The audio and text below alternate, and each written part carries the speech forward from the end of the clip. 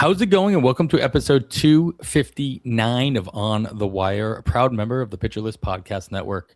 I am Adam Howe, joined as always by Kevin Hastings. Thank you all for listening and or watching on this.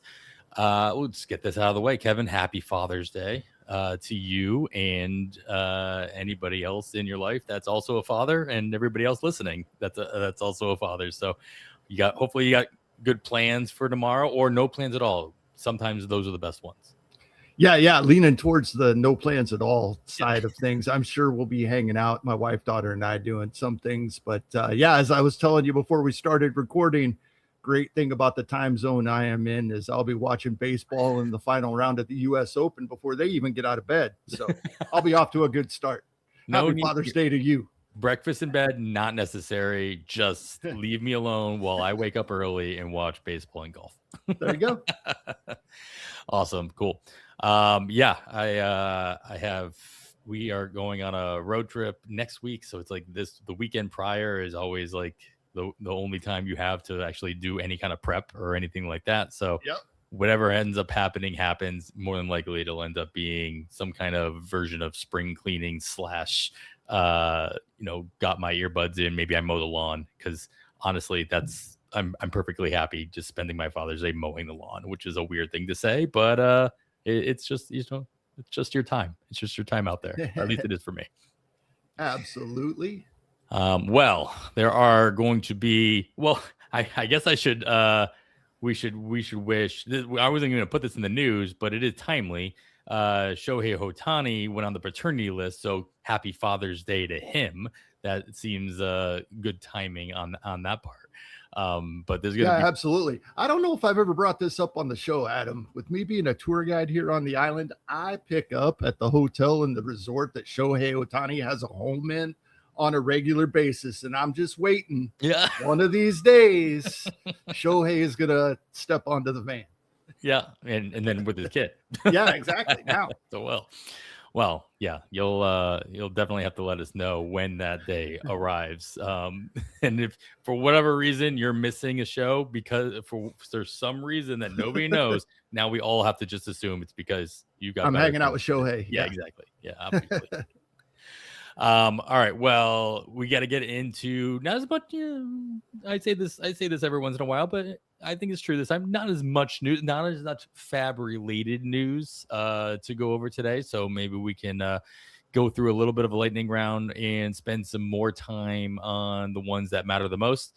One that probably doesn't make that much of an impact, assuming he gets through it as quickly as the time allotted would assume, is Adley Rutchman. He was officially placed on the 7-day concussion IL after being hit the other day and missing Friday and then Saturday. He officially hit the IL there. So we will see him out of the Baltimore lineup at least probably through this coming week, at least through the first half of the week in your NFBC formats. Anything to kind of take away from this situation with Rutchman out for the next week or so? Nah, Basalo would have been in the lineup anyway, maybe another day or two behind the plate, actually, which would give Sam Huff is probably going to get another extra day or two behind the plate, but we don't care about that. So, yeah, there's nothing here. Man, I remember Sam Huff was like one of the secret in Texas organization. Yes. He was pretty highly thought of. Yeah, and then there was one season where he was being drafted without catcher eligibility. Yeah. It was like the secret catcher. I'm glad to just hear his name again. Let's stay in the AL East and go up to Toronto. A bunch of stuff happened throughout the course of the week. First and foremost, happening next week, Shane Bieber is expected to start on Monday for Toronto, making his return. And then earlier in the week, Max Scherzer will return at some other point because he's on the IL now with back spasms. And then just today, the Blue Jays added a bat in Luis Urias from the Arizona Diamondbacks. So with all this, at least from the rotation standpoint, just because of the timing, Scherzer out, Bieber expected to be back in. That seems to be a 1-for-1. what role does Urias have in this? We've seen Toronto kind of do this throughout the course of the season, just kind of bring in guys that either been DFA'd as filler or what have you. Do you expect Urias to have any kind of impact for the on the Blue Jays lineup? Maybe, because we hadn't seen Lennon Sosa get playing time that many of us hoped he might get. He was pretty darn good, especially versus lefties for the Chicago White Sox last year. We've been waiting on Barger all season to come back. Right. We keep hearing that's soon, and now we're almost halfway through the season. And now Ernie Clement has missed games both Friday and Saturday now as we're recording. So I think this is a lot of depth. And even though we're recording on Saturday evening, we still have to pay attention to this the rest of the weekend. Specifically, are we going to see Ernie Clement back right away at the beginning of this week? If we do, I don't think there's much here. If we don't, then Urias might find his way into some playing time. Davis Schneider a little more as well. Yeah, it seems like that would have been like the only reason to make this move on the Blue Jays' part. If they were worried about that and they don't trust to bring up anybody else up to kind of fill that Clement gap. So, I mean, based on this single move alone, I won't be surprised to see Clement either hit the IL or at least have, 5 or 6 more days. Yep. Yeah. So make sure you're looking at that situation, especially. Yeah, because Clement's been sneaky good in a lot of my lineups. It was one of those things where it's like he was out for Friday and Saturday. It was a little too late to get him pulled out. Yeah. Like, is he going to miss all weekend? No. I kind of have Clement in my lineups. I need him. Yes, exactly. That's exactly the best way to put it right there. All right. Going to, like I said, they brought in Luis Urias from Arizona. Arizona had a lot going on as well. On top of that, with earlier in the week, Ryne Nelson was a torn flexor, I think also a UCL, that whole area of his body not doing well, but not looking for surgery at the moment. Just going to have an additional MRI in about a month and a half, and then kind of see where it goes. He's hopeful he'll be back in sometime in September. So going to do the wait and see approach, I guess, at this point. Before we get into anything else, do you expect the wait and see approach to work out for him, or are you just, cutting bait? I mean, even if you do think it's going to work out, we're talking, he says he's hoping he'll be back in early September. That doesn't seem like something worth holding on to. Exactly. Well, they also lose out on starter Michael Soroka. He hits the IL with a strained glute or hip discomfort was originally, and then when they officially put him on the IL, it was listed as a strained glute. Any insight into this situation in just the lineup, the rotation as a whole for the Diamondbacks? Well, it looks like, other than guys we have seen before, Brandon Pfaadt and guys that we're going to see, but it does appear that they are going to need the services of Jose Cabrera. And he's somewhat intriguing, kind of a mixed bag throughout his career in the minor leagues. Not huge strikeout numbers, but he was about a strikeout per inning guy. In the minors, has gotten the walks down in the minors over the past couple of seasons, 2025 and 2026. And he had 3 starts at AAA most recently, with just under a 4 ERA in Arizona's system. It looks like we're going to see him, and he will probably have his major league debut versus I had it pulled up here. There it is. We're probably going to see him on Sunday versus Minnesota. So he won't even be available for us until next week, but he's probably the addition here. And then we'll see him next weekend versus Tampa as well. So we'll have a couple of games to go on in non-NFBC formats with that Sunday start against Minnesota, and then probably at Tampa next weekend. I might take a stab here. And NFBC will have a couple of games to go on. Right, exactly. Especially you get that early start next week. Assuming that they probably move Ryan Nelson to the 60-day IL to make room because Cabrera is not currently on the 40-man roster, from what I can tell. It should seem like an obvious move there just to make to make room there. Exactly. But yeah, like you said, Fott being the obvious one to kind of jump in because they're out not only Soroka and obviously now in Nelson, but Corbin Burns is not on his way back anytime soon as well. So they've got 3 starters right now. If Cabrera does indeed go on Sunday, which we fully expect, then we'd be looking at this week Merrill Kelly, Erod, Brandon Fott, Zach Gallen, back to Cabrera. All right. Well, looking forward to seeing what Arizona ends up doing here and maybe what we can glean from it throughout the course of the next week. The other piece of news out of Arizona, which is, I'm not trying to bury the lead here, Jordan Lawlar, he hits the IL with a hamstring strain. And I mean, this guy cannot catch a break as far as playing time versus injury versus getting called down, whatever. What impact is his absence going to have on Arizona's lineup moving forward? Well, we're probably going to see Tommy Troy get his plate appearances back versus lefties. He had sat 3 of the last 4. We might see him back in there, and we're going to see Lourdes Gurriel not get that day off. We had it appeared Barossa did get the start on Saturday, and he was getting about a start a week. Maybe he gets a couple now. It'll be spread out, it appears. Yeah, I mean, Lawlar, just like I said, just couldn't catch a break. He finally gets back from the IL. Started pretty much every single day out in center field. Lefties, righties. I mean, they face a lot of lefties too. But yeah, man. I didn't see an expected timeline on when he might come in. I didn't see what grade the strain was for Lawlar, but man, with his history, hopefully he takes it easy. So he can come back at 100%. Other than Barossa, I don't see one. I don't see anyone on the roster that has played center field for Arizona this season. So it may be a lot of Barossa, or we're going to see a move here as well. Sure. Tim Tawa was a corresponding move to take his place in the roster, but obviously not a center fielder.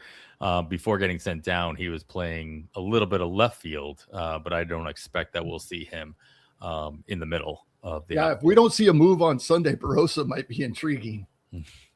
Hey, playing time is playing time, regardless of that's what I'm saying.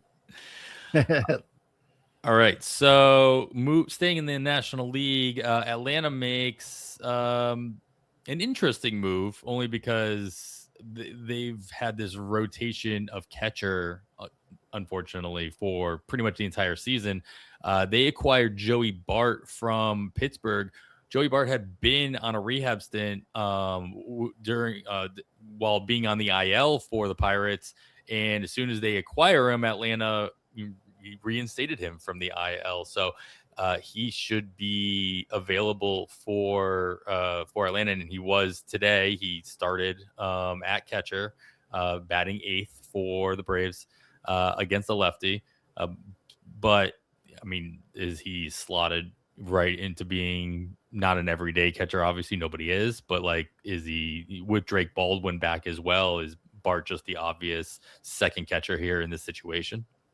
Yeah, and this is just, Atlanta knew that Sandy Leon hadn't hit 200 since 2017, but he would hit above 100 until the past 2 seasons now.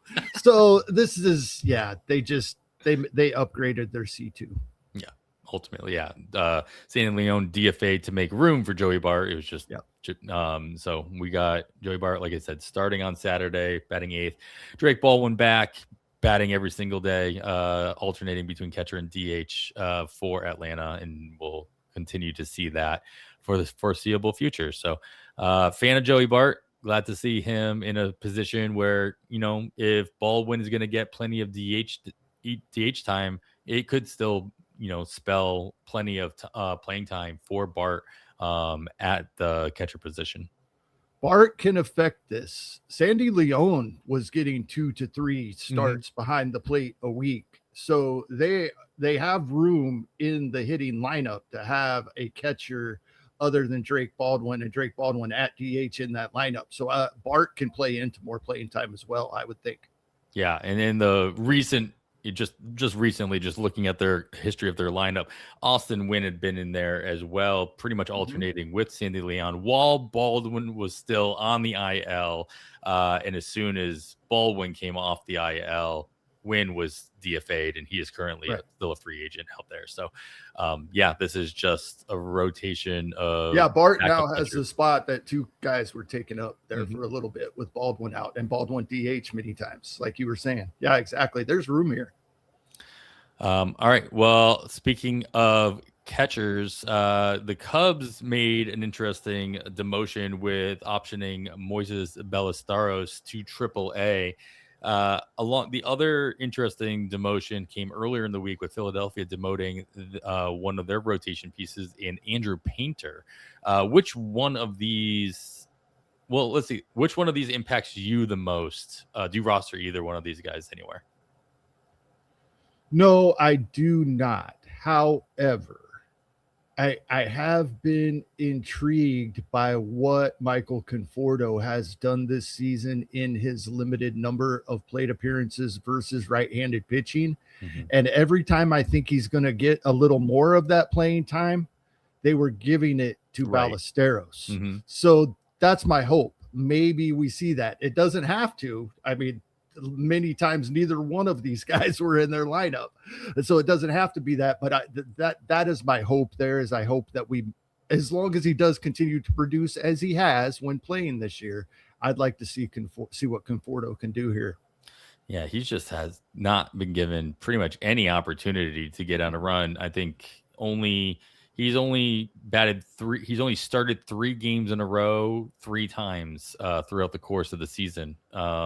And back there at the end of May when he had those 4 starts, that's when he was playing well at that time, and they just let's let Ballesteros have these at bats.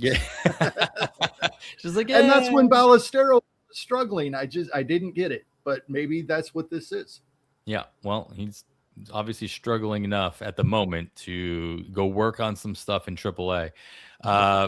Painter are you going to be, if he goes back down, he works on whatever he needs to work on, and he shows what he had shown in the past while being in the minors as he was working his way into the majors, are you going to be interested to jump back in, especially with our current state of affairs when it comes to who's available right now to actually pick up for starting pitching?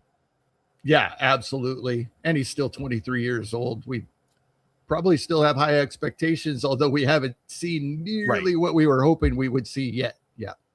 Yeah. I just wondering how many starts it's going to take for the Phillies to feel confident about bringing him back up, or it's going to obviously take another, an injury, God forbid, for somebody else. All right, so we've got a couple more pieces of the news. Not that much, but you know what? Enough where we need to take our first break. All right, this one's kind of a big one, Kevin, only because it's just extremely disappointing in the timing. Mike Trout hits the IL with a hamstring injury as he tries to make his way back and possibly even get comeback player of the year for the American League, and possibly even make the All-Star team for the Angels, but he'll have a harder time doing that while on the IL. Christian Moore takes his place on the active roster. Earlier in the week, Vaughn Grissom also hit the IL, so he'll be joining Trout side by side. Sorry. Vaughn Grissom came back from the IL, so Trout takes his place on that roster. Trey Mancini being the unfortunate DFA to make room for Grissom. So overall, all the moving parts in the Angels lineup, which one has got you paying the most attention? Well, I'm really intrigued about some of the playing time from the middle to the bottom of the order. We've been seeing Donovan Walton play versus every single right-handed pitcher for the past couple of weeks. Denzer Guzman versus righties and lefties. This is where it gets intriguing to me. We've only had one game versus a right-handed starting pitcher since Mike Trout went down with this injury. It's not a surprise that Jose Siri got the starts versus the lefties. I was a bit surprised that Jose Siri is in the lineup on Sunday. And then I started looking very similarly to what we were just talking about with Arizona's lineup.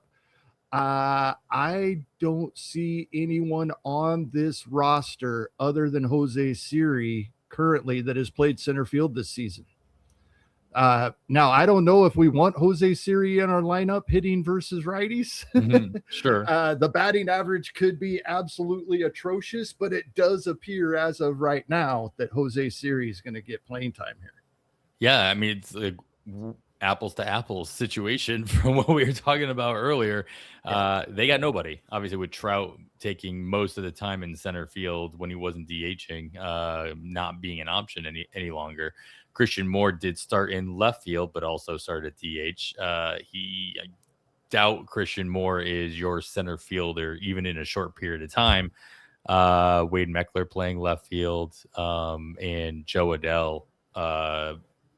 And we won't see Christian Moore this week. To make this even more fun, they're facing a righty every day this week. So we wouldn't have seen Siri typically. How many out of 6 games do we see him? Yeah, I mean, you wouldn't see Christian Moore in that situation either. So it's like, we'll see. Yeah, I guess Siri really is the only option here. Interesting, especially if he's not batting poorly either, whether or not he does well against a bunch of righties as opposed to his lefty specialist. We'll see if that works itself out. But again, volume speaks louder than words. And we'll see if we can get some kind of speed out of Siri, even at the bottom of the lineup. So if you're desperate for speed, if you weren't going to bring him up already, Kevin, Jose Siri's got to be somebody to at least take a look at later on. The Mets are going to get back Francisco Lindor at some point because he is officially starting a rehab assignment this weekend. When Lindor does come back, whenever that ends up being, God forbid he hits a snag or anything like that, he just comes back within within the next 5 or 6 days, or even earlier. What kind of impact is his presence going to have on the current state of affairs with the Mets lineup? Yeah, I think it's going to shuffle some things. It's going to mean that Bo Bichette can go back to third base on a regular basis, which means we probably see even less Mark Vientos. We have only seen him versus lefties for his last 3 appearances. His playing time could be in trouble here. Zach Short probably gets sent down. I would think he was only here to play shortstop versus lefties for the couple of games that we have seen him Wednesday and Saturday. But this is going to be nice for the Mets and for many fantasy players. I need Lindor badly in a couple of spots. So, but I think for the most part, we'll continue to see that top, 6 with Lindor stuck in there, and then a combination of Beatty, Melendez, Alvarez, and or Torrens probably don't play on the same day as often. Vientos, those guys are all going to lose a few at-bats. Yeah, I guess I'm worried about Jared Young a little bit. I mean, he'd been playing first base against righties, that strong side, opposite of Vientos, who's had the short stick, that, as you mentioned. But if Beatty, also working the strong side at third base, gets moved from Bichette moving back over, got to assume Beatty takes on a lot of that first base responsibility. But I would think Jared Young gets the at-bats over Melendez, who has been the DH in that situation. Fair. Hopefully. Yeah. I got a lot of Jared Young too. Yeah. Yeah, especially once he returned from the IL, getting called up, and he's been playing pretty much every single day. Or at least this. Yeah, I would say face a lot of righties. So I'd say Melendez loses out on a lot of at-bats here. All right. Well, hopefully that seems to be the case, and Young keeps his, at the very least, the strong side of the platoon. I guess it also depends on who the Mets are playing, or who they're set to face next week, on whether or not there is even the opportunity of facing off against a bunch of righties. Yep, 6 out of 7. There we go. All right. So all those guys, hopefully they at least keep their playing time between Beatty and Young with the strong side of the platoon next week. And we don't know when Lindor is going to come back anyway. So this, could happen at the very end of next week. Could happen on Tuesday if everything looks perfect. We'll see. The last thing of note here is in Cleveland. Earlier in the week, Cleveland officially threw Chase DeLauder on the IL with a rib fracture, retroactive to June 14th. But it's a rib fracture. It's not as though they were retroactively putting that on there because they thought he would get back within the minimum time frame, or at least I doubt they were or are. But with DeLauder officially on the IL now and not having to worry about what was going on, because when he was first injured, there wasn't a lot of news and notes about what it was. Now we know for sure he's out. He's been out for a little bit. What impact is that having on Cleveland's lineup, and what are you doing with DeLauder? Yeah, so Cleveland's got a lot of changes, and it was all last weekend into early this week. So some of this we may have discussed briefly, but as of Sunday, Chase DeLauder, Jose Ramirez, and Angel Martinez have not been in Cleveland's lineup. Now they all three are now on the IL, going on the IL at different. I think they went on 3 consecutive days. First J-Ram, then Martinez, then DeLauder. And what we have seen is, for the most part, 4 out of 6 of the games that Jose Ramirez has not been the third baseman, it has been Gabriel Arias who came back off of the IL himself. So that one helped. He came back at the same time anyway.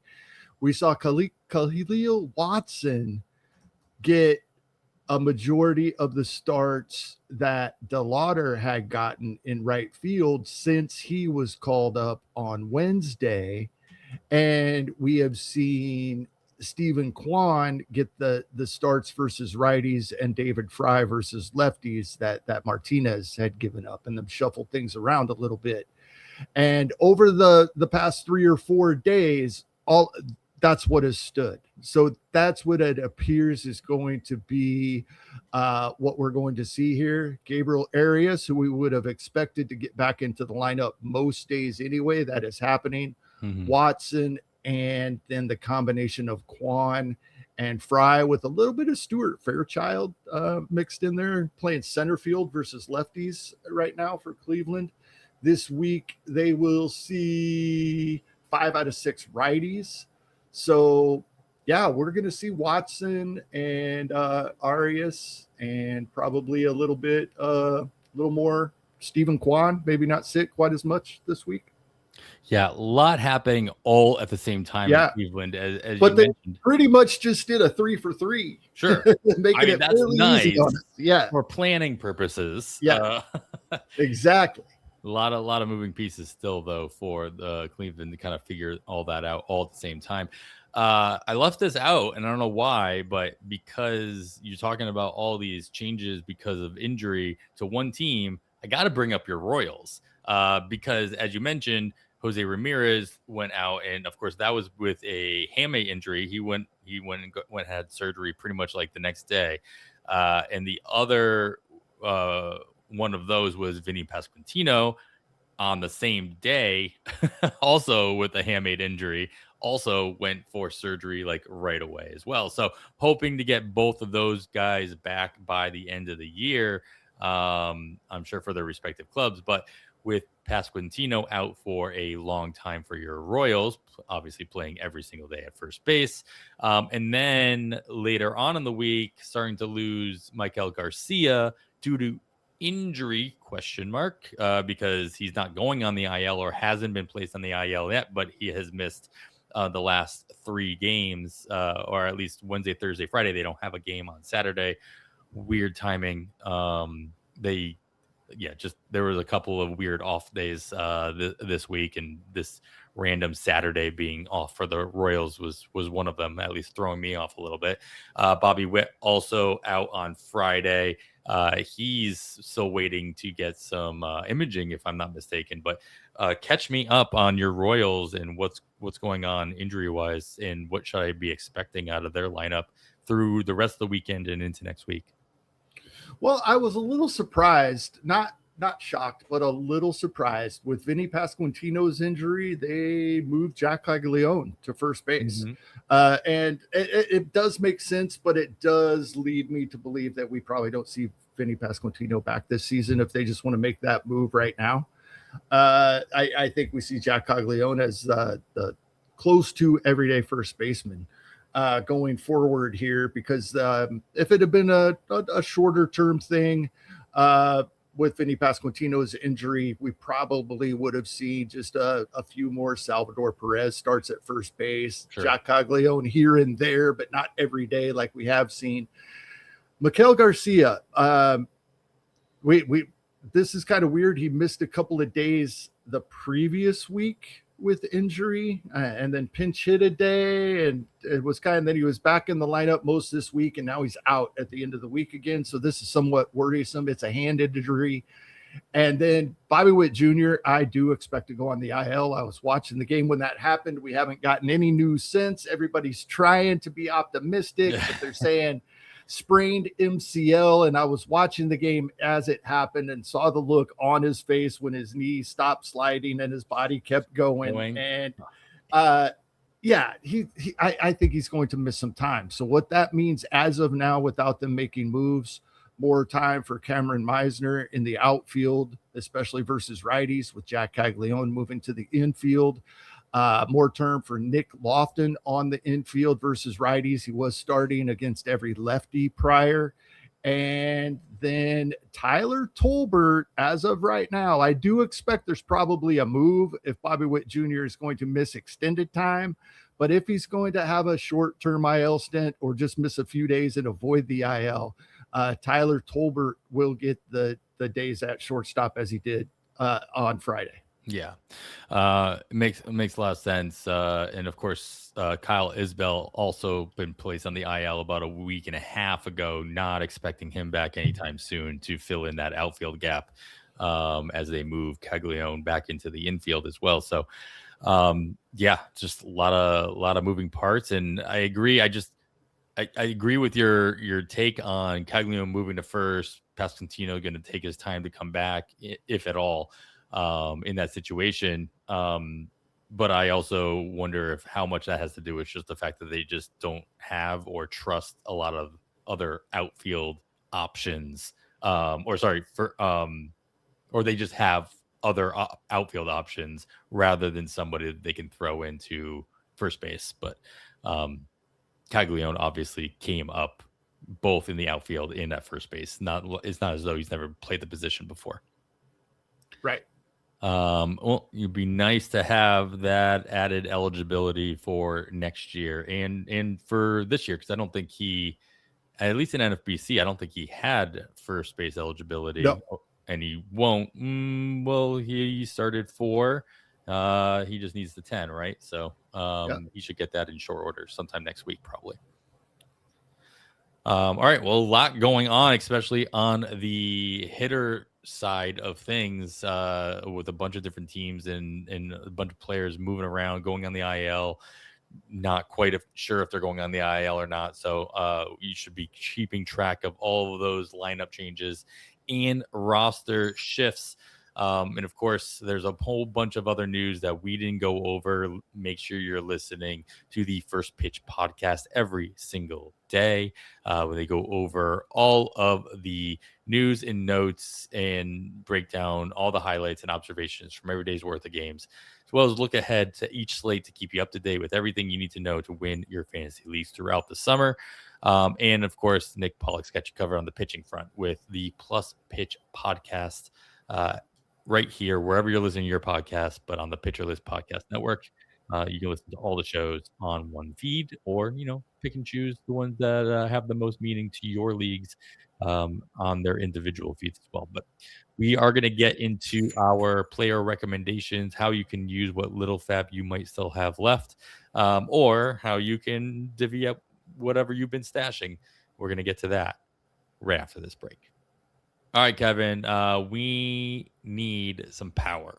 Okay. Not so much me. Power is like that I focused on the most in my drafts. And in my Glarf draft, I was light years ahead of everybody in home runs. I was pretty high in RBI as well.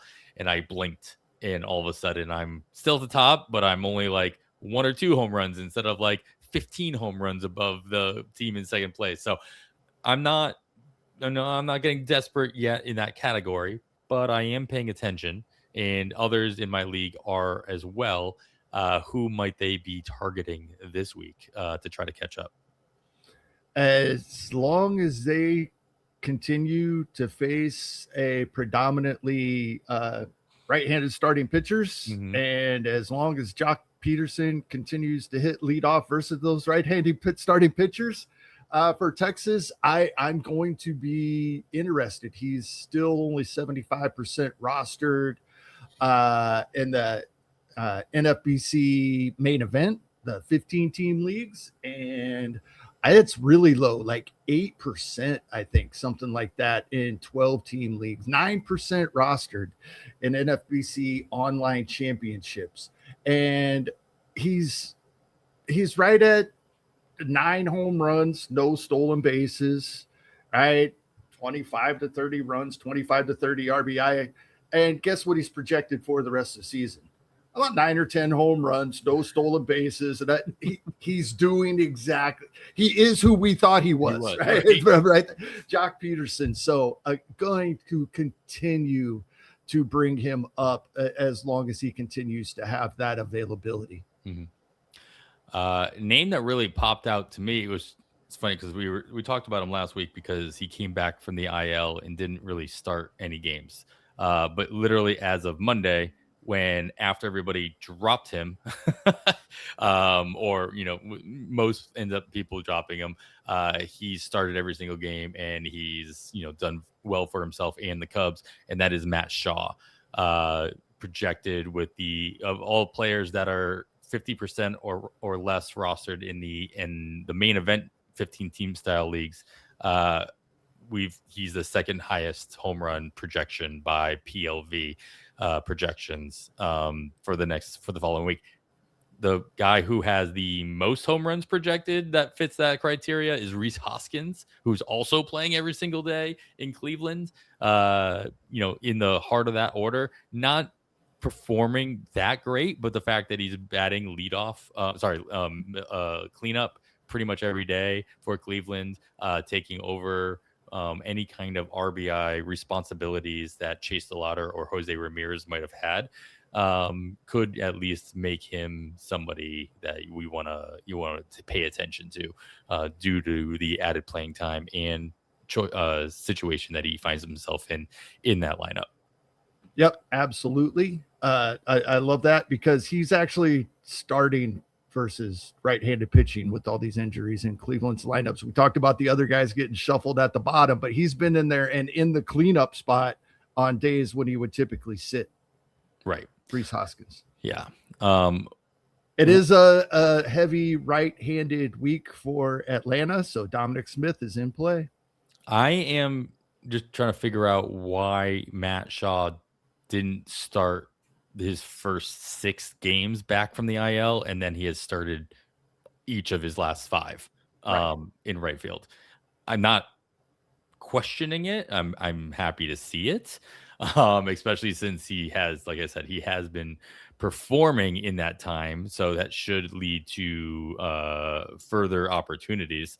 Doesn't have a home run in his return yet, but multiple multi-hit games in those starts, and I actually don't think he's got no stolen bases or anything either, but a couple of triples, so he's got a couple of extra base hits in there as well. So we'll see him continue to go, and hopefully he'll knock out that first home run next week after you spend some money to pick him back up. Not on Sunday.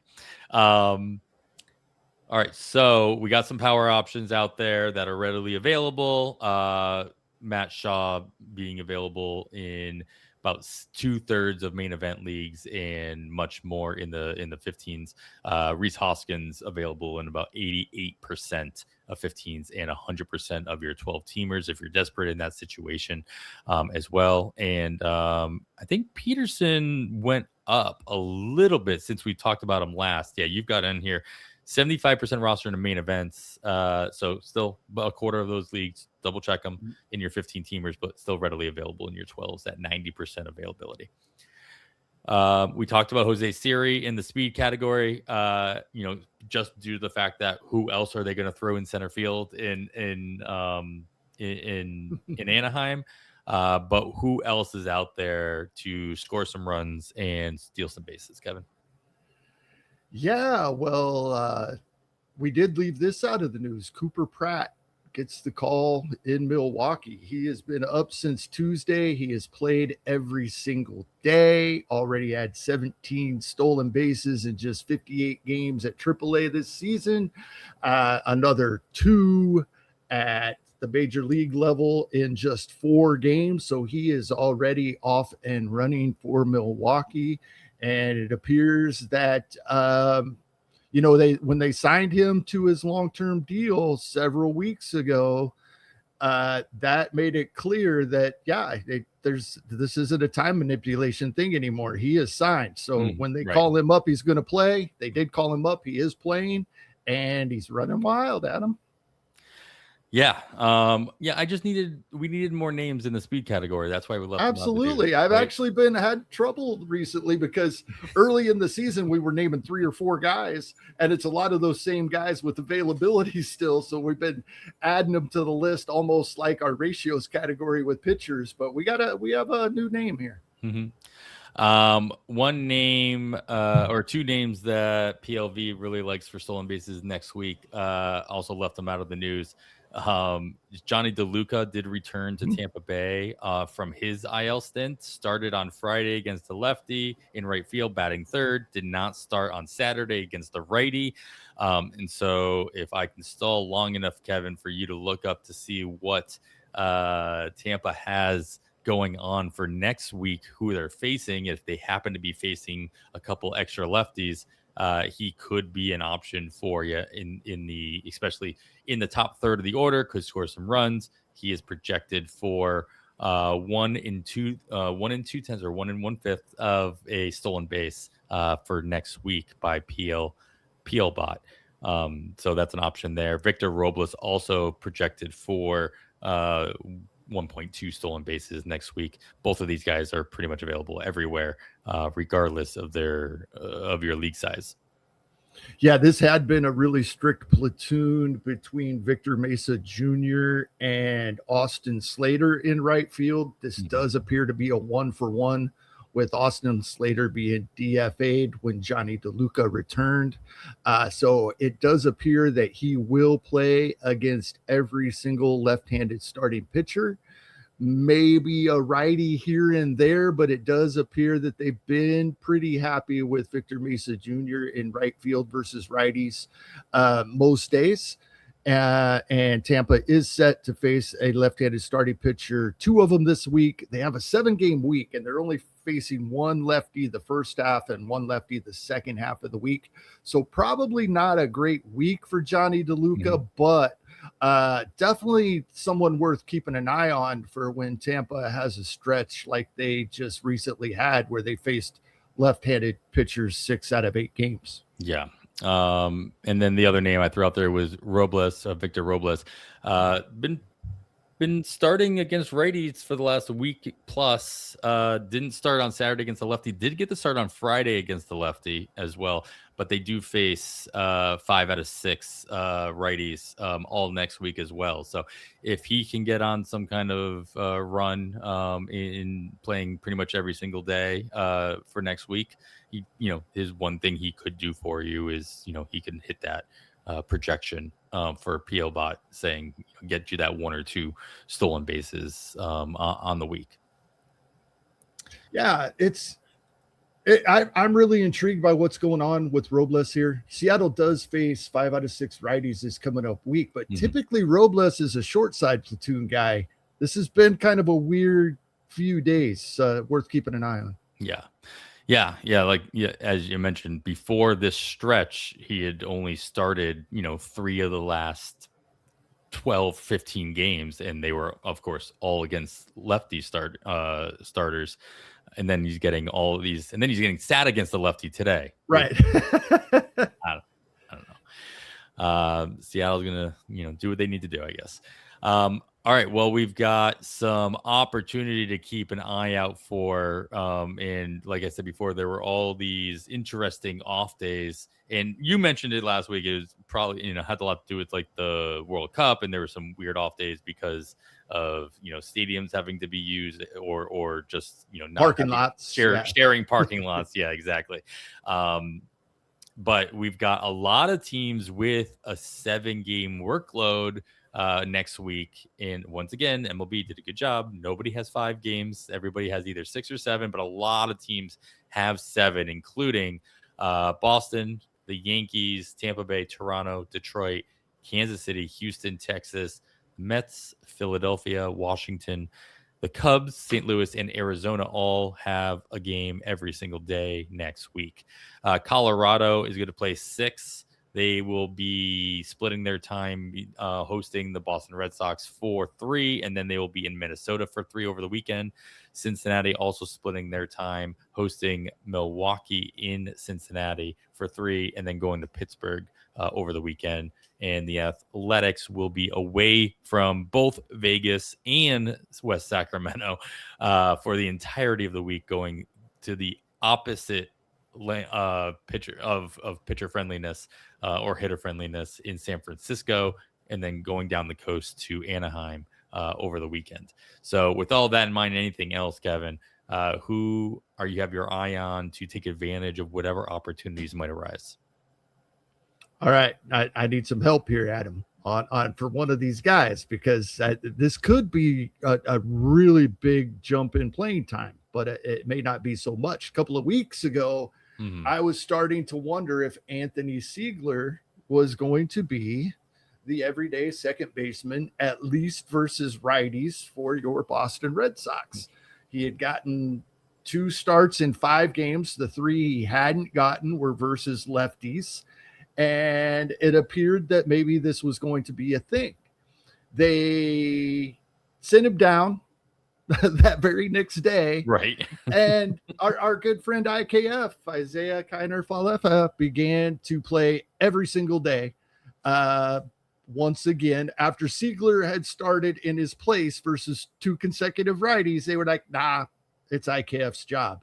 Now IKF is on the IL. They recalled Siegler. They've only had one. Today's the first game since he has been recalled. Not only is he in the lineup at second base, he's leading off. Now, I don't expect that to continue because they did give both Gasper and Rafaela a day off today. What I have realized is Gasper and Rafaela having the same day off is very rare, but it can happen because Nate Eaton is on the roster mainly to be the position player pitching if they need him. I think this is his first game that he started since being called up 2 weeks ago. But if you remember, for Kansas City, he can go out there and pump 90 when they need him to pitch. Oh yeah. It's fun to watch. So, but what I'm getting at here, Monasterio did start 3 of the last 4 games versus righties, and now they have, and he hadn't been for quite some time. It had been IKF, and now he's not in there. Are we going to see Anthony Siegler get some run here? Because it appears that might be what we're seeing. And once again, I do not expect him in that leadoff spot. I would expect him to be in about that 7 spot where IKF had been, but it sure looks like he could get some everyday run.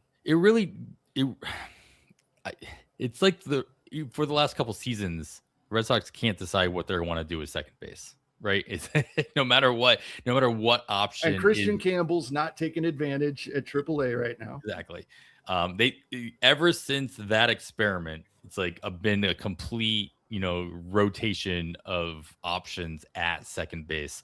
When we realized when Bregman was come on and it's like, oh well, we're just gonna move Bregman over to second. That was all the talk when he signed. He's like, yeah, he'll just move to second base. Devers will play third.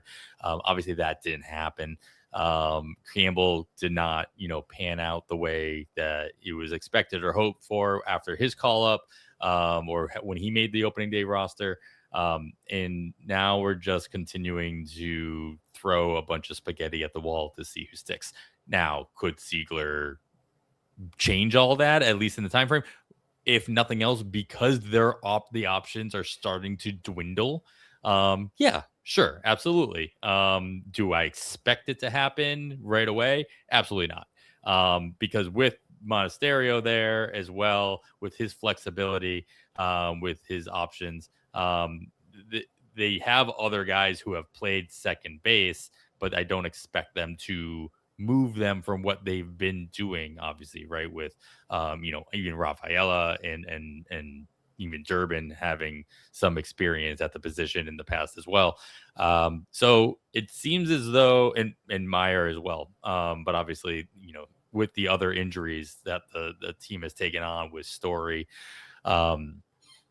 and even infielder options like Nick Sogard and IKF, as you mentioned earlier, this kind of caused this whole reason why Seigler was called up in the first place. Yeah, I could see the two just splitting time at second base, Seigler and Monasterio, but Monasterio was getting most of those when he was starting. He was that short side of the platoon anyway. And so if they just go with a clean platoon situation, what you said at the very beginning will be the easiest path forward that I can see, where Seigler is getting the strong side of the platoon on a regular basis, just so they can have some form of consistency at the position. In the middle infield, they haven't had any really consistency all season long. I was looking at that earlier as well. I was looking at this earlier as well, and it kind of appears to me that may be why they went with IKF and only gave Seigler 2 games and then sent him back and went with IKF, because they were trying to get that consistency for Marcelo Meyer in the middle infield. Mm-hmm. Yeah, I mean, having a consistent double play partner. Sure, but I mean, IKF wasn't playing every day at second base either. He was. Well, he did until the last couple of days, there for a little over a week, just recently. Sure. When from the time they sent Seigler down, he did give Meyer actually missed a game himself with an injury. But other than that game, IKF was there at second base like 8 straight. So yeah, that's what I was looking at earlier. Yeah, that is interesting, except for that one. Yeah, he filled in for Meyer on that injury day, and then he randomly played third base. So I'm wondering if this is something to make Meyer more comfortable as well. Yeah, and that could be. I mean, we talk about this all the time. It's like you don't want a platoon shortstop if you can avoid it, and it's nice to have that double play partner on a regular basis, just so you can build up some kind of rhythm and some kind of rapport, and feel comfortable out there as you're trying to turn those double plays. So Seigler's is an interesting one. Again, another name that we didn't throw. Maybe a wait and see. And he's not rostered anywhere, and I don't expect him to be a real popular ad this weekend, if at all. So maybe a keep an eye on, wait and see. We did briefly mention a guy similarly, wait and see, last weekend, that I think is viable now and is getting the opportunity, and that is Gabriel Ricones Jr. He's 8% rostered in 15-team main events, 0% in the online championships. And where'd he go?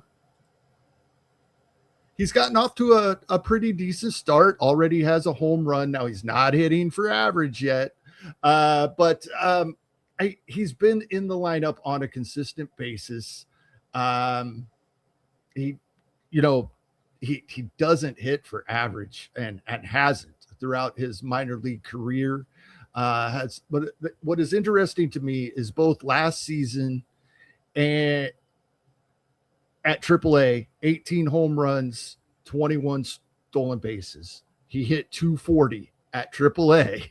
He hit 240, but 18 home runs, 21 stolen bases. If you look at his projections, he rest of season, about 200 plate appearances, all the projections, 6 or 7 home runs, 6 or 7 stolen bases. He's projected to be a 2020 guy over a full season. Yes, these projections do give him 200 teens projected batting average, with him only hitting 240 at AAA. So definitely need a batting average cushion. Some of my teams, I actually have one, and it's just been complete random variance, right? For depending on injuries and who hit and who didn't. A couple of my teams, I really do have like a 4 or 5 percentage point cushion in batting average over a group, not necessarily in first place, but ahead of the next bunch of people. In a league like that, I definitely would give Racones Jr. here a really close look, because it does appear like we could be looking at a 2020 guy with a low batting average. Unfortunate, low batting average. Sure. Another name that kind of stuck out, only because of availability, if nothing else, Eli White seems to be getting the biggest bump in Atlanta from Ronald Acuna Jr. going on the IL, starting most games out in the outfield, mostly in right field, a little bit of left field as well. And, taking advantage of that time to the best of his ability. And if he continues to get, it doesn't seem to be the days missed to be a platoon of any situation, but still with enough flexibility to play. He moved over to center field in one game as well. So he's been playing all 3 outfield positions during Acuna's time off. So, could be somebody worth throwing out there if you are desperate to add an outfielder to your waterfall bids. He's getting a lot more playing time and should for that at least the next week. Yeah, I like it. He filled in nicely for us in a pinch when we've needed him off the waiver wire multiple times in recent seasons. Mm-hmm. Yeah, doing okay. He has had a couple of over games, but he did, have the home run, a 3-for-4 game earlier in the week with the home run. Yep. So it's not as though he's going to throw overs out there for you every single week. So he's not going to be the first person on your waterfall bid, but we talked about it last week or the week before, when you need to, scrimp and save, and you just got to get a warm body in your lineup, and you've got to throw in a bunch of $1, $2, $3, $4 bids. Just make sure Eli White is somewhere in there for you. Yeah, and we briefly mentioned Nick Lofton when we were talking about the Kansas City injuries. If either Bobby Witt Jr. or Michael Garcia misses time, he will be the beneficiary. And absolutely, if both miss time, he could play every day. Mm-hmm. Yeah, good call. Von Grisham, also a name out there just because he did. Oh, yeah, he just came back this week as well. Yep. And so he'll be playing. I think he's only missed 1 start since coming back. Yeah, so, I think 4 out of 5, something like that. So he should continue to see that kind of pattern moving forward as well. All right, well, we got to hit up the pitchers now, Kevin, but we're going to do that after this break. All right, Kevin, I alluded to it earlier. I think I outright said it. Pickings are slim, and they have been most of the month. If you listen to Nick and Nick and his very special guest Eno Saris on The Craft this past week, they go into it. The swoons of streaming throughout the course of the season. We are in that big drop period in mid-June. It does get better at some point, usually a little after for what Nick was saying, after the All-Star break, as teams start feeling a little bit more comfortable calling guys up. We're past the Super 2 thing, so that's no longer an issue. But we're still seeing a bunch of injuries. We're still seeing a lot of guys just, especially in your no IL leagues, it makes it that much harder, right? Because you got to hold on to the guys you think are going to come back soon enough where they're going to be valuable, but you still need to fill their active roster spots with guys who are actually going to perform. The problem is everybody else is doing that too, and there's no more options. So, Kevin, what options do we have? All right. If we're lucky in 15 teamers, and if we're lucky, that's a big one. Yep. Because Shane Bieber's coming back this week, has a 2-step. I am not a huge Shane Bieber guy, but when one of the two is Texas, that's going to make me comfortable. And Houston, been up and down. Early in the year, we were scared of them. Then they cooled off, and they kind of up and down recently. So, yeah, definitely interested in Shane Bieber. The problem is he's 80% rostered in 15s, 60% even in 12s. Things get much better in 12s with some other options, but they get worse in the 15s. Eric Lawlar, right? He's been pretty good recently in LA, of course, with that lineup behind him. I'll take the chances with him, but he's 97% in 15s, only 14% 12s. I really thought that there might be more availability for Andre Palante, St. Louis. He is available in 70% of online championships, but he's 98% rostered in the main event. He has a really nice matchups this week. He gets Arizona and Miami, both in St. Louis. I do get a little more worried about St. Louis in the middle of the summer when it's hot and humid in the Midwest. But those being home games should be to his advantage as well. Another guy, and he's much more rostered in 12s as well. And it's not as much this week. This week, I would start him against Cleveland with all those injuries we talked about, and Cleveland was already a lineup we weren't worried about. Cleveland now is a lineup I'm seeking to start pitching against, with arguably 3 of their 5 best hitters out of the lineup, right? And that's Sean Burke for the White Sox. Gets them this week. He's 97% rostered in 15s, but only 63 in 12s. And here's the problem, Adam. You talked about all these problems we have with finding pitching. So many people are looking ahead a couple of weeks, right? Because this is a great 2-step in a couple of weeks at Baltimore, at Cleveland, right? Another one like that, Peter Lambert, 98% rostered in 15s, and he's at Toronto this week, but next week he gets Minnesota and Tampa, both at home. 66% rostered in 12s. So things are even limited when we're looking ahead 2 weeks, but that's to the point we're at. If everybody else is doing it, then we have to as well. Right. Yeah, I was looking ahead. I mean, again, another piece of news that we left out. Tyler Mahle is expected to come back for San Francisco. He should start on Saturday at home against the Athletics. That seems fine, right? That seems okay. That lines him up for a 2-start the following week, except it's at Arizona and then at Colorado.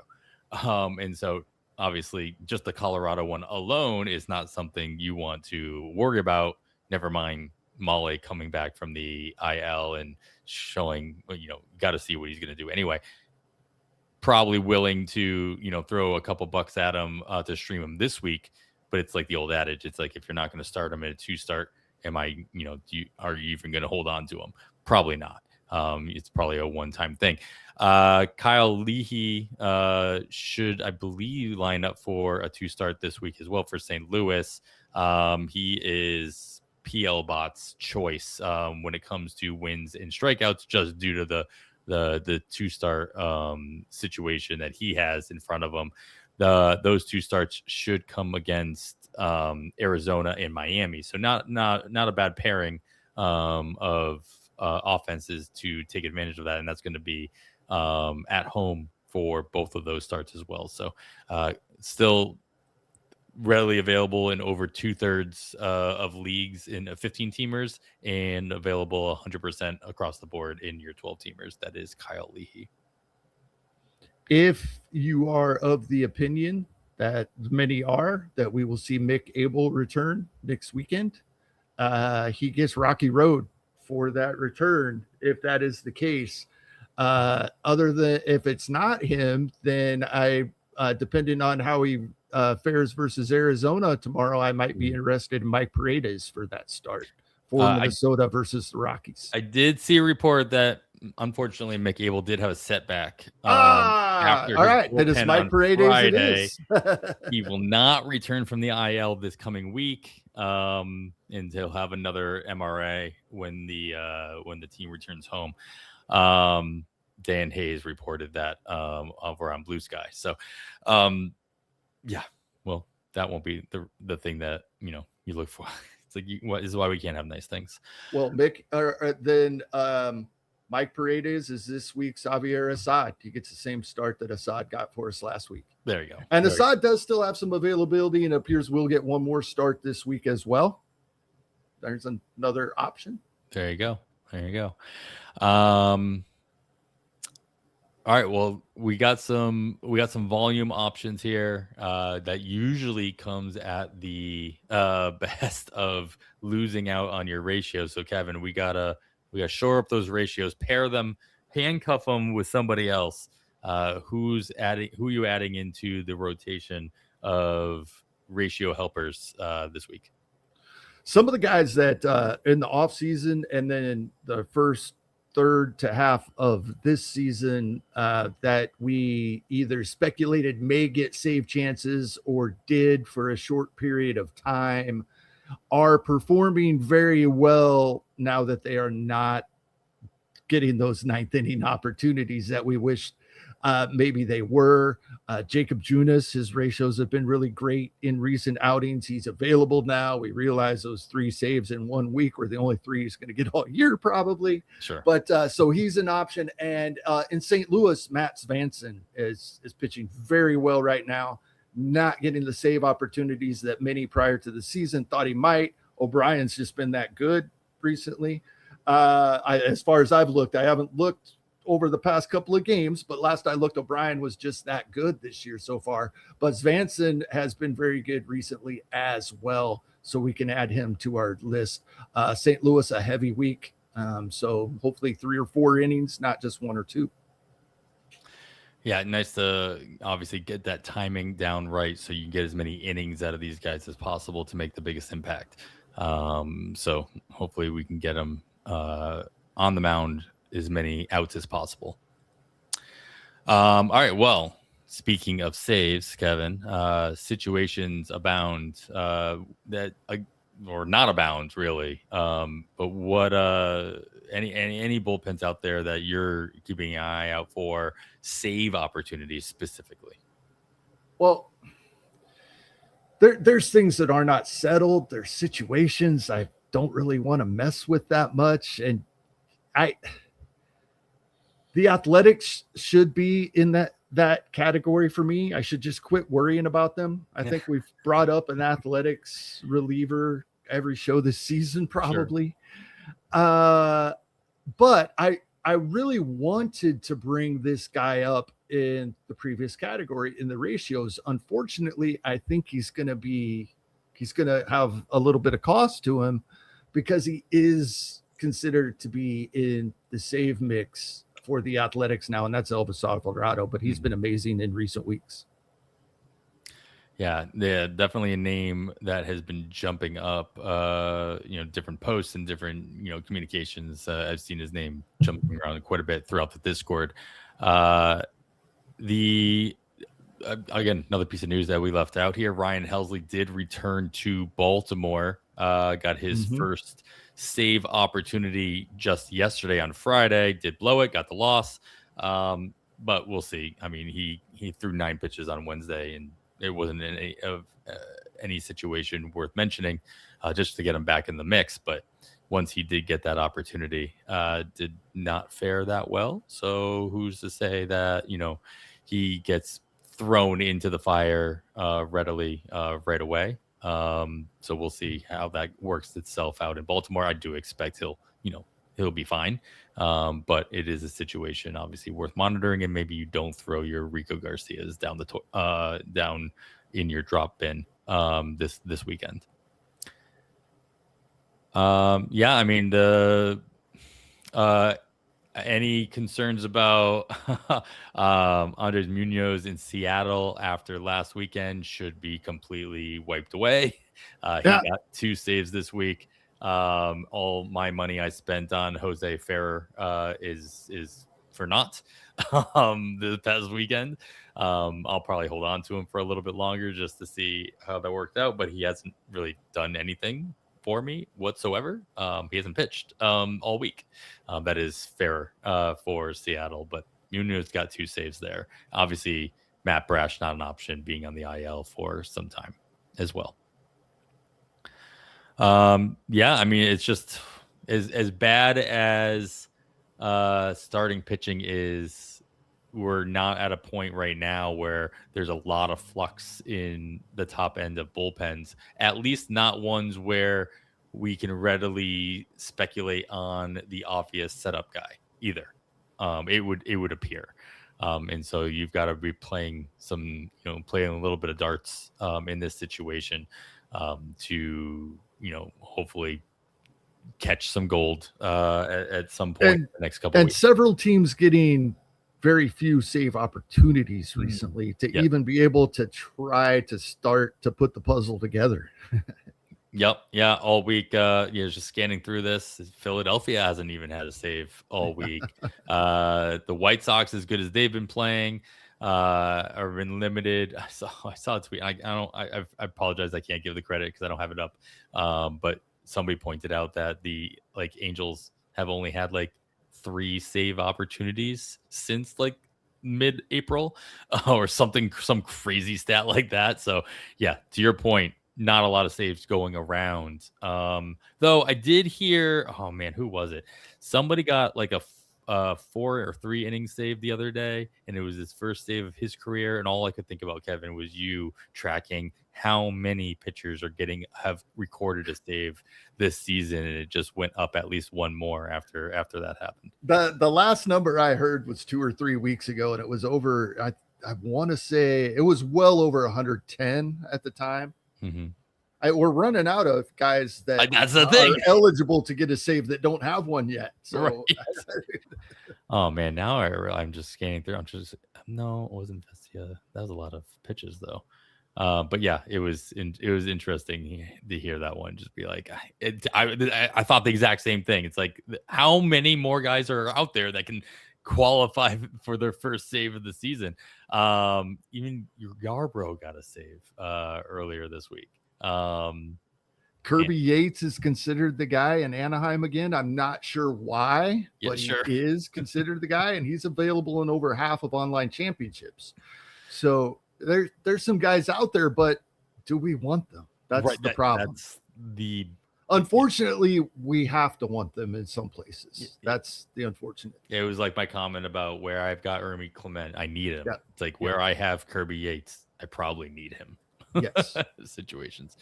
All right. Well, we've got lots of pitchers to consider there as well, but now we get an opportunity to talk about anything you want, Kevin, with your wild card selection. And we're going to do that right after this break. All right, that's it. No more breaks. Kevin, get right into it with your wild card selection for the week. Could be a stash, could be an IL, could be any random player that didn't fit into any of the categories. Who you got? They're all stashes. Yeah. None of them are available in NFBC formats, I should say. Let me make that clear. I don't think, because 2 of these guys are 27-year-old guys that we've seen plenty in Major League Baseball, and they're both having really good seasons at AAA. Well, they should be. They're 27 years old, but they're guys we may see at some point. They're playing that well.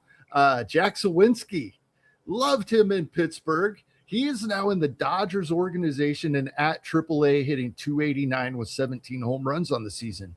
With the injuries, I know they have Teoscar Hernandez is covered right now. We're seeing Ryan Ward, and things are going well. We may see Jack Sawinski at some point, so just keep an eye on that. He has been doing well at AAA. The other guy in the same somewhat similar situation, Michael Toglia, also 27 years old in the Cincinnati organization at AAA.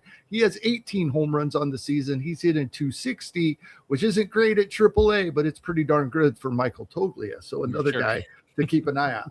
The guy I really want to talk about, and I've wanted to talk about this guy all season, but he was back at AA. He's now been at AAA for a few games. I do not believe he's on the 40-man yet, but he has just been destroying it all season. Manuel Pena in the Arizona organization. He now has 26 home runs already this season, who Kyle Schwarber just passed today with his 3 home run game. Right. So that's how amazing of a season he's having in the home run department, over 60 RBI and hitting 310 while doing it. Yes, just 4 or 5 games at AAA, but the way he's playing this season, and he is 22 years old, he may not spend much time at AAA. Yeah, I mean, he destroyed AA. We let off the show with all the moves that that Arizona is having to go through, and they did make room for him by sending Luis Urias to Toronto. I guess maybe, I don't know. That I kind of forcing a square peg into a round hole with that one, but yeah, with with the way this Arizona season is going as well, it's like we're past the Super 2. Maybe just get a little bit of extra seasoning at AAA, and like you said, if he continues to do in AAA what he did in AA, Arizona. Where's Arizona's AAA? That's got to be. He hit all 26 of those home runs at AA, and here's the thing: he's another one of these guys, like several of these guys that we've talked about recently. Jacob Gonzalez was one that's really coming into his power. His FanGraphs prospect numbers are back from 2022 when he was 18 years old. And he was at the time, 2022, current 25, future 55 in game power. And we're seeing that right now, just like with Jacob Gonzalez and a couple of other guys we've talked about this season. 14 home runs in 470 plate appearances last season. Now in his age 22 season, almost doubling the amount of home runs and almost half the number of plate appearances, right? We're seeing that huge jump coming into his game power. Yeah.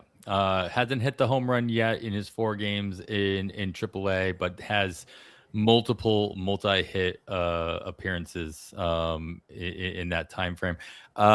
You think he's been playing just first since moving up? He's only had the 4 starts, the 4 games, DH twice, first base in the other 2, but played a lot of outfield, a little bit of first base. Do you expect this to be the case for Pena moving forward, like to stay at the first base position, or do you think they'll move him around to keep that eligibility? I think they'll do what they need to do to get him in the lineup when they think he's ready. Fair enough. Yeah. So it's like sometimes you see guys move around and then like, oh, all right, well, we're going to have them play a different position once they get called up, because that's the avenue that makes the most sense for the major league team. Right. I don't necessarily know that that's the case for Arizona, first base being the number 1 position that they need. Outfield also probably not the number 1 position. So I think you're probably right on that one. All right. Well, that's a good one because it does seem like he's on a team that, has a little bit more mobility as far as like, I mean, they just sent down their top prospect earlier. Was it last week or maybe at the end of the week prior as well? So they could be moving some guys around in general just to kind of see what they have going on throughout the rest of the summer. All right. Well, Kevin, that's going to do it for recommendations or guys that we want to keep an eye on for. We got the holiday tomorrow, or as you're listening to us, it's today. So, we could very easily give the advice of like, pay attention, even though you got other things going on. But what else do you have up your sleeve as far as like what we should be doing to, put our best foot forward for our fantasy lineups? Kind of along those lines. And you brought it up kind of like with Nick Pollock talking about the pitching staffs and stuff. We often talk about, the the long days of summer and such, and this game that we love does become a grind. And we typically, talk about August after the trade deadline. We're pushing for playoffs and things, and we've been going for 4 or 5 months. But this last couple of weeks before we're approaching the All-Star break, like you were talking with the pitching staffs, we're not seeing a lot. The changes we do see bring bad news with injuries. We're seeing things, and the grind really does take over. So just remember, we're having fun. And then I noticed some things. I didn't want to put them, they didn't affect us because they're guys that play on an everyday basis. But we've talked about this multiple times. We've talked about it in terms of playing time. We've talked about it in terms of performance and lineup position as well. Guys get moved around in lineups.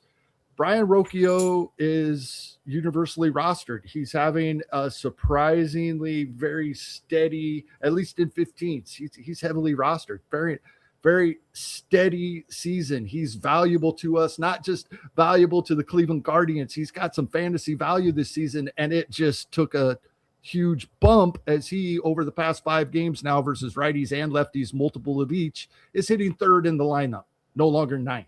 These are the things we have to notice before our own teams.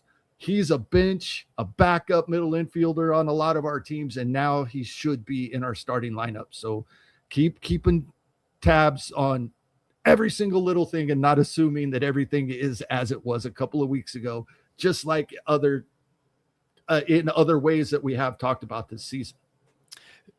One way that I've been guilty on in the past of taking how do I put this, like taking for granted where the playing time was of somebody, especially on a younger player that I'm like, I was really excited to bring in. He got into my lineup. In the NFBC, they do a really good job of labeling guys that are on the IL. They do not label when somebody gets dropped down. Right. Like in Yahoo, there's no red on there when a guy goes no red. You don't know. You don't know unless you're doing what you're talking about and you're checking the lineup, you're checking the different situations, the playing times, and you're breaking that down. One that as we were just talking throughout the course of today, that it just kind of clicked. Pretty sure he's on my bench anyway, so I'm not too worried about it. Is in Tampa Bay. They did send down oh man, where's the lineup? Oh no, I'm thinking of a completely different player. Oh, good. See, this is the point. You're paying attention to lineups, and so you're double checking and doing all the things you're supposed to be doing. But just just not taking for granted guys that are not around anymore. Oh, Johnny Pareda. That's what I was thinking about. In Seattle, excuse me. I had picked him up in a place or two when I needed a catcher, and now he's not on the team anymore. Yeah, so Raleigh came back. Yeah. Another similarly but a little different, something that you bring up all the time, always check. It comes up when there's elite players that the injury doesn't end up being as bad as we think. Adam, you and I are in a 15-team league that Garrett Crochet is available on waivers this weekend. We are in one of the leagues, one of the few where he was dropped, right? Sure. And because it is a listener league, the other 13 players in the league may be listening as well. But yeah, we have Garrett Crochet bidding going on in a league this weekend, Adam. And we're not the only one. He's such an interesting one just because we've talked about him like every other week, just because it just seems like everything keeps going wrong in his road back, and you get to a point where you're like, how many pieces of bad news do you need to have before you're like, fine, let this be somebody else's problem? And obviously that happened in this league last week, or maybe even the week before, but I doubt it. I'm pretty sure he got dropped last week. And yeah, you know what, when you do that, when you make that decision, you can also be the one to bid on him the following week as well. So I made that decision early when Luis Robert Jr. got hurt early last season, and I dropped him immediately, and he came back much more quickly than we anticipated, and I was upset. I wasn't able to get him back. I got outbid when I tried, and then he performed horribly, and it was a blessing in disguise. There you go. So I do understand making the premature drops depending on the league, especially if you really, really need the room. And yeah, sometimes it's a frustration thing as well. I'm done dealing with him, but my main point is our league isn't going to be the only one that he's available in this weekend. That was a move that was made in a handful of places, not a lot, but a handful. Go check, like you like to say. Gotta go check. Gotta check. All right. Well, with that note and everything else that we talked about, that's going to wrap it up for episode 259 of On the Wire. I am Adam Howe on behalf of Kevin Hastings. Thanks for listening, and we bid you goodbye.